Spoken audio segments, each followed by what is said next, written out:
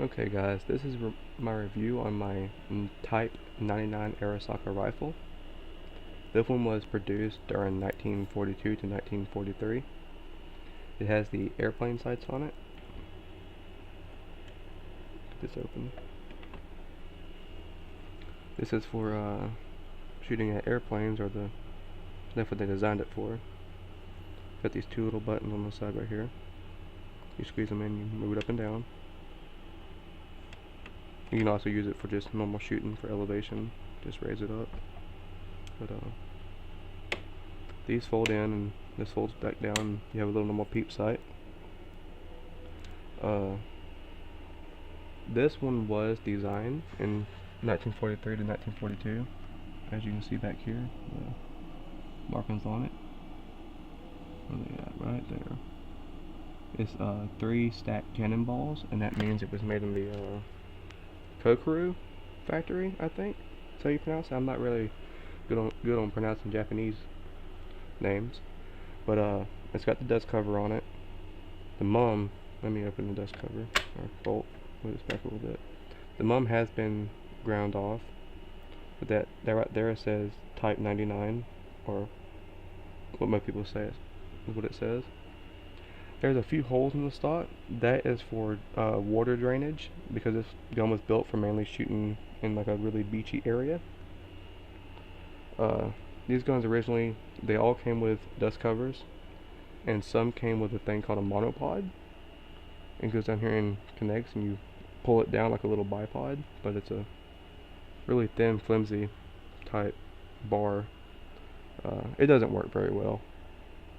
It's got the bayonet lug down there on the little end cap. This is the 2 screw, no, this is a 3 screw type. It's got 3 screws holding it on. This is the front sight, little triangle. A little hard to see at times, but it's not too bad. These 2 bayonets are Type 30s bayonets, and these will fit on the Type 38 rifles and the Type 99s. This is 99, but these bayonets will work on any of them. This is a bring back from World War II. My grandfather served in World War II, and I'm pretty sure he brought it back. And I bought this one at a pawn shop for $40. They're worth a lot more than that most of the time. The wood and all that is in pretty good shape. It's got some little battle scars here and there. You can see them. There's no other way I can do a better video than this because I don't have a tripod, so I won't be able to work the action too much and show you how everything works real well because I'm holding it with one hand. But this is based off of Mauser actions. You pull these back and the faller pops up above the bolt, so you can't close it. So if you're ever at a gun shop and you can't close the bolt, you have to push the faller down. As you can see right there, it just hits the bolt. So, but I will admit this is not the original dust cover for it, because the dust cover cost about as much as the gun did, and I'm not gonna buy another dust cover for it. That's $300.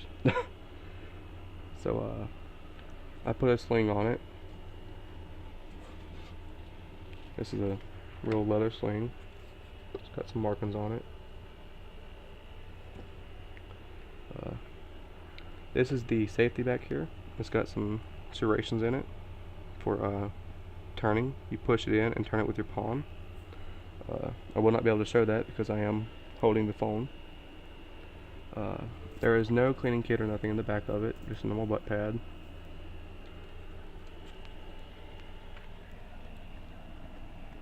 That is how the swing attached itself. I will pull the bolt out and show you how this. You pull this little lever over here. That's the ejector, and then the part that stops the bolt is back here. You pull this back, and you push the bolt backwards. A little hard to do with one hand, but it comes out. The dust cover raises off the bolt, and this is the bolt. There's a couple little markings on it. That's the serial number, last couple digits. That's the extractor, very Mauser-like. You can see how this little door works. This right here is what stops the bolt, and that's the ejector that ejects the rounds. You can see it moves. They're both spring loaded. You pull this out to move the bolt. That's the tang. This little part right here can come separate when you take the stock off. This part pops off. Didn't know that when I took it apart. Thought it was broke for a second. uh, it holds 5, and the ammunition that it takes is 7.7 Jap, and it's pretty powerful. I've shot it, and it had a lot more recoil than I was expecting. But I will take the magazine off, or take it out in a little bit and show you how that works. This rifle is very small. It's surprisingly small. I never even seen one of these guns in person until I came across it. And they're really nice little guns, but they're just super short. Like, because you know, Japanese are pretty small fellers, and you can see my hand right here, and that's only about 8 inches maybe. So it's a pretty small stock. So whenever you go to shoulder, it's pretty small. There ain't a whole lot more because I don't know everything there is to know about this gun. I can't tell you how far it can shoot out to because I don't know how to read these. I know it's probably 500 to 800 yards, but I mean, I don't think anybody's going to hit anything unless you're a marksman. I'll put the bolt back in and show you how that looks without the bolt or the dust cover. Clicks in. You push the dust cover down. I'll shut the bolt right quick. Hang on. Okay. That is how it looks normally. Very nice looking gun. Some people don't appreciate these rifles. They think they're junk and all that. They're not bad rifles. Towards the end of the war, they started making something called a last ditch rifle, where instead of using a metal butt pad, they used a flat wooden butt pad nailed to the stock. And at the very end of the war, in 1945, they started using 2 nails instead of 3. So you can see this one's held on with, 2 screws, just like any other stock. But this is like a little metal cap that goes over the butt to keep it from cracking. They just ended up putting wooden butt pads on it. I looked at a last ditch rifle, and all the wood on those rifles are way higher than what they should because they're just not fitted the way they should. Let me go ahead and get the screw out of it. Turn this over on its side. To release the magazine, there's a little bitty lever right here. It's going to come flying out. You pull that back, right there, spring load it. Little catch. But this is the magazine follower and spring. It works pretty good. I shot it, I put 10 rounds through it, and it shot 100% perfect. There was no hiccups, or it wasn't trying to jam. It didn't do nothing. I'm very surprised on how good it actually shot. They're pretty accurate for the most part.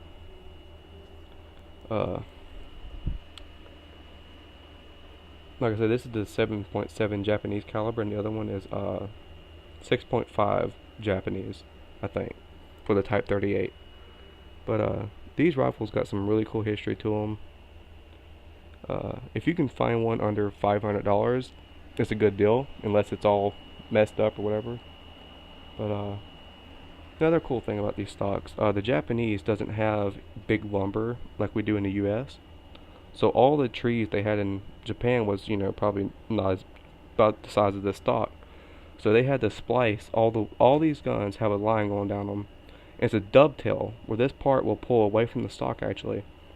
I don't know if this one's been glued on or not because the seam is so tight. It looks like it's never been removed. So I'm guessing this stock is, it's in pretty good condition. There's a few little dings here and there, but I mean, this is an old war rifle. It's probably used in World War II. There is another little drain hole right there for water. There's not too many markings on this gun besides the 2. Some have a arsenal marking over here on the sides. You can see the little arsenal marking, the cannonballs, and this one right here shows the I guess it's the series. I think mine's a series 35. That's the recoil lug for the barrel, and this is a cock on close, so that's why I haven't been working the action. So you pull it up, it's going to pop backwards. It's cock and close, so it only cocks when you're shutting it and pulling it down. Very Mauser-like, or like Lee Enfield. The action is very smooth on this one. It's super good. I still prefer Landfields on their action, and ammo is like way cheaper. Uh, for a box of 7.7 Jap is about 40 something dollars for 20 rounds, and I only shot 10 through it because that's all I'm willing to shoot through it. This dust cover, they have like little rails down the side of it. And the bolt goes through here. You saw it earlier, and there's little bitty railings on the side up here, on the top of the receiver, that it falls into. I know the video quality ain't super great, but just in case someone gets curious and they want to look at one of these rifles, that they're in a lot of modern videos. Like there's videos, from 2012 and stuff, but there's not a lot of videos on these rifles, and I appreciate them. My grandfather brought back that one from World War II, the bayonet, and I can show you how they go on, but it may be a little difficult because I ain't got much room over here. But there is a little notch back here with the button. You push the button and it goes on. Let me go ahead and put it on the rifle before. Let me go ahead and do this. See what this looks like. This is pretty cool because most guns don't have a bayonet quite this big. Okay, here we go. That is what it looks like equipped with the bayonet.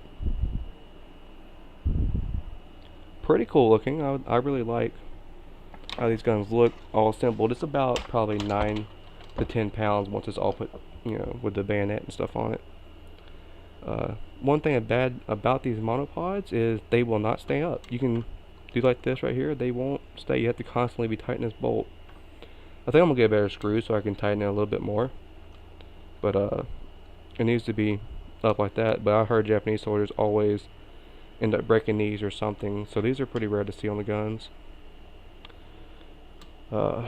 Yeah, these bayonets were made in the Toyo factory, and this one was made in the can't remember the name of it now, but I said it earlier in the video. But yeah, man, these are great rifles. If you can find them and the ammunition for them, I highly suggest to get them because they're really unique and got some cool historical value to them. So yeah, that was my video on my Type 99 Arisaka rifle. No, it's not the best video, but it gets the job done. You'll have a good day.